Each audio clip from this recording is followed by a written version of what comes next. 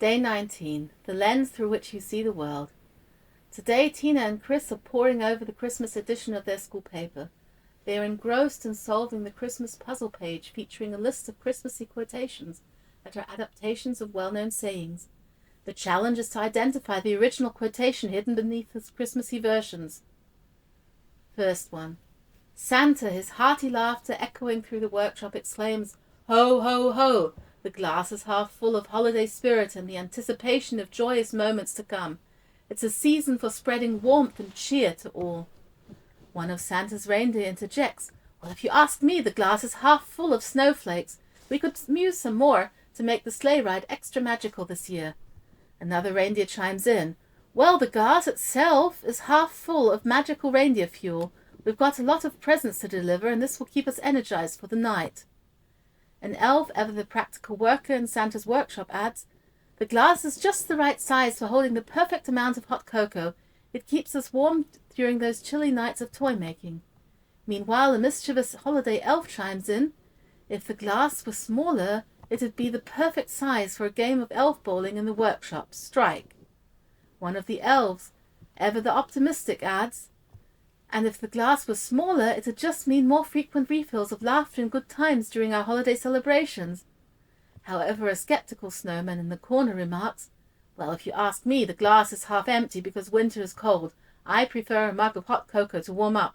Extra marshmallows, please." Mrs. Klaus, with a smile, joins the conversation, saying, "The glass is filled with warmth of family and the love we share during the holidays. That's what truly makes it brim with joy." "That's easy," Tina giggled. "It's just a silly adaptation of all the glass half full and half empty quotations." They turn to the next one. "If the tinsel gets tangled, make a sparkling masterpiece. Turn the mess into a shimmering spectacle. Let the holiday lights dance on the twisted strands and find the beauty in the unexpected twists of the season. If the holiday cookies crumble, make a delectable dessert. Turn the mishap into a tasty treat. Add some whipped cream and sprinkles and save the sweetness of turning setbacks into delightful surprises. If the ornaments break, make a festive mosaic.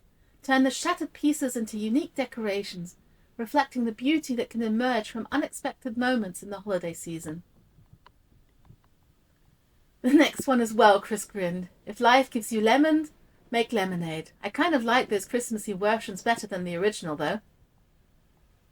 Better to light a Christmas candle in the darkness than to complain about the winter chill. Illuminate the night with the warmth of festive lights and let the spirit of the season brighten the darkest corners of your heart. "Wow, that's not even a challenge," Tina stated, penning down, "It's better to light a candle than to curse the darkness." Amidst the winter wonder, life isn't about waiting for the snowstorm to pass.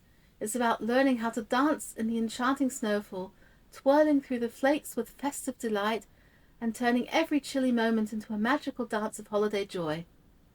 That one was found quickly as well. Life isn't about waiting for the storm to pass, it's about learning how to dance in the rain.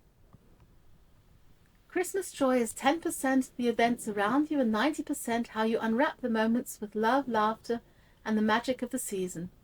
Embrace the holiday spirit and let your reactions sparkle with festive positivity. That last one had both Chris and Tina pausing for a moment, before Tina's grandma chimed in. "It's life is 10% what happens to you and 90% of how you react to it." Chris and Tina had never heard that one. "Do you ever wonder," Tina asked, "whether these quotations are just numbing us and painting an unrealistic picture that life is a fairy tale with Hollywood endings? That all you need to do is give a positive spin on everything and everything will turn out fine? Isn't it better to be realistic, to see things as they truly are, to acknowledge where things are impossible? I mean, what about wars? What about famines? They are not going to be resolved by a positive quotation. Just yesterday, a friend of Mum's was here crying because her husband just left her, and she does not know how life can go on. Suffering is real. Life is no picnic. Sometimes these quotations just make me angry. Are they not fallacies as well?" Suddenly Tina's grandma, who had been comfortably sitting on the couch knitting, spoke up.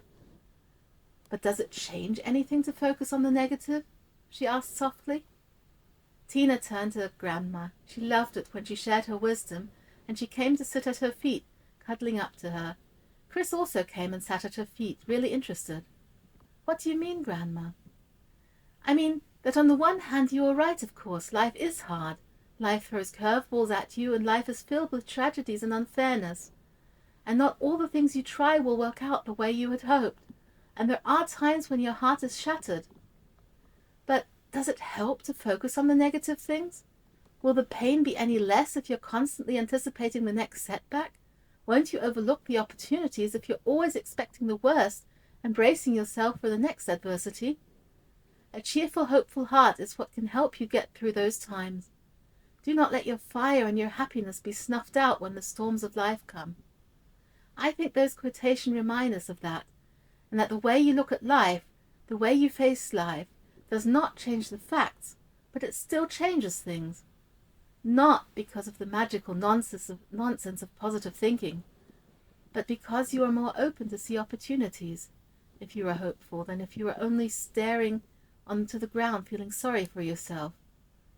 And think about this: if you meet someone and they are cheerful and kind, will you not be more predisposed to help them than if they are grumpy and aggressive?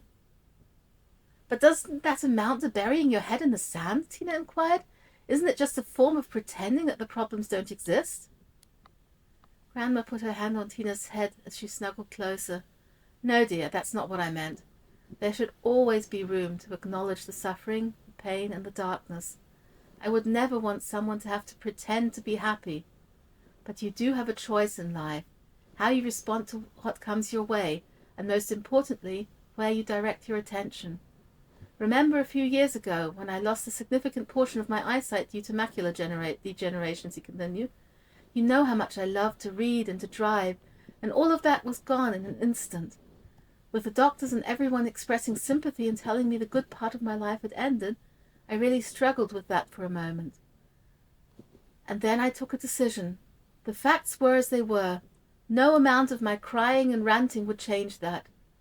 I now needed to make the best of what I had, and embrace the adventure of living differently. And you know I have. Life is wonderful.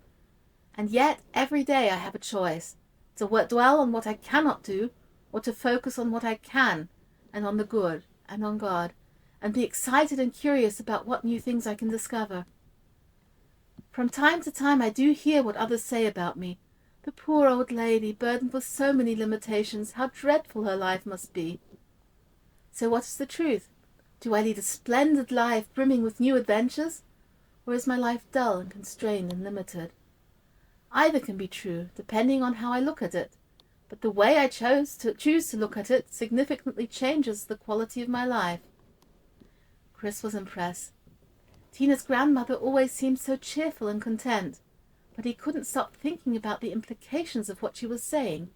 He started contemplating that reality might extend beyond the cold, hard facts. Perhaps reality was the interpretation of those facts as well. And those interpretations really did depend on the way one looked at life. Tina had learned the importance of distinguishing between facts and their interpretations during arguments. However, what Tina's grandma seemed to suggest was that one should actively select the interpretation one believes in, choose the lens through which one perceives the world.